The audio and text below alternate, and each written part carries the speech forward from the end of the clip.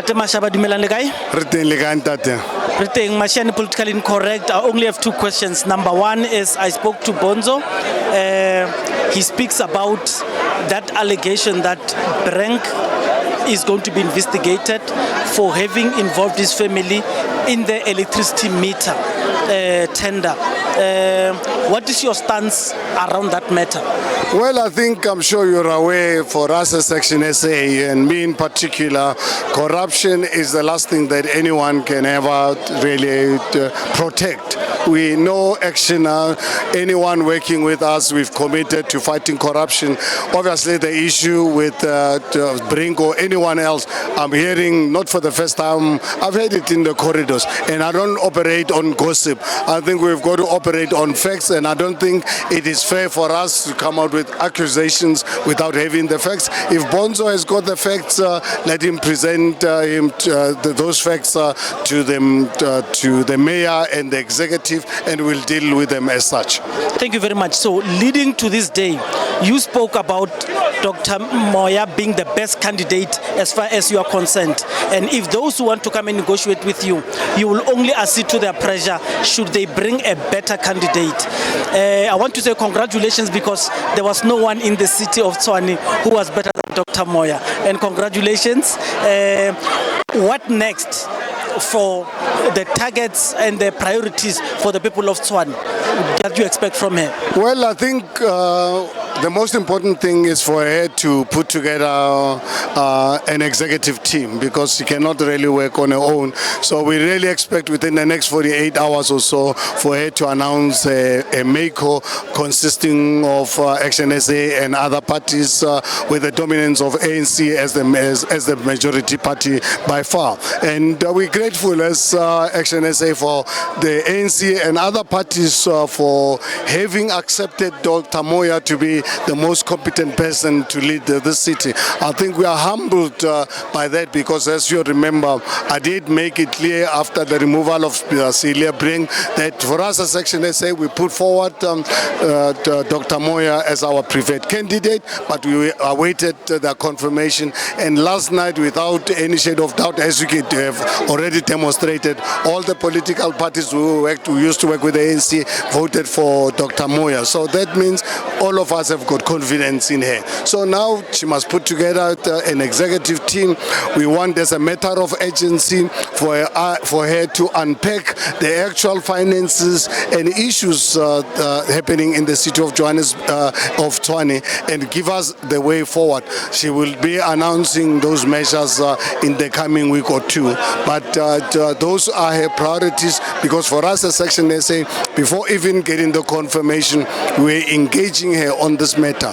And one thing that you must acknowledge, and the advantage she's got, is that she acted as a deputy over the last 18 months or so, and she's worked for this city for many years for more than one executive mayor. So it's really someone with not only academic qualification, she's got work experience, not of any other municipality but this municipality of Tshwane. Thank you very much. Are you regretful for having not joined the GNU? And should another opportunity present itself in future, would you work with in a government of national unity or a grand coalition? I don't know what it means by regret, because obviously you regret if you made a mistake. Our decision not to be part of this grand coalition was deliberate, and we communicated as such. But at the end of the day, as you can see, things are changing in our country. We will have to really be convinced if ANC wants us to really join them anyway in any of the government. It'll be a question of negotiations, and I don't think it'll be fair for me to prescribe to the ANC or anyone else. For us as ActionSA, we will only do anything for the right reasons. We're not going to act because it's a political expediency. Thank you very much. Last word for the people of Hamanskraal, for you, your local town. Well, people of Hamanskraal, it really saddens me. This issue of people of Hamanskraal was born, raised there. I used to go to Ratsepo High School from Form 1 up to Form 5. Sometimes spend the whole day drinking water from the tap. For the last 18 years, every time I visit my family, I have to take water with me. We as ActionSA, we're the first political party to raise this matter before even spending a lot of money in conducting that public inquiry. So we've got the report of that inquiry, and since Dr. Moya came on board, Hamanskraal water provision has been one of her priorities, and we're grateful for having come to the party, realizing the gravity of this matter. So it's going to be her priority with her and the executive team to ensure that people of Hamanskraal gets clean, drinkable water as a matter of urgency. Thank you very much, and congratulations for a big victory today. Thank you so much. And then now, as we speak, the DA is rolling out meters now. And the company that is there is called CG And they say this is CG by a gentleman called Mehmet. This CG they say it's owned by Brink's uncle. And there's another lady there, Lena, who's chowing. They're talking about billions. They're talking about 6 billion. 8 billion. 8 billion. The whole entire thing. Do you know anything about this, and how was the rollout discussed?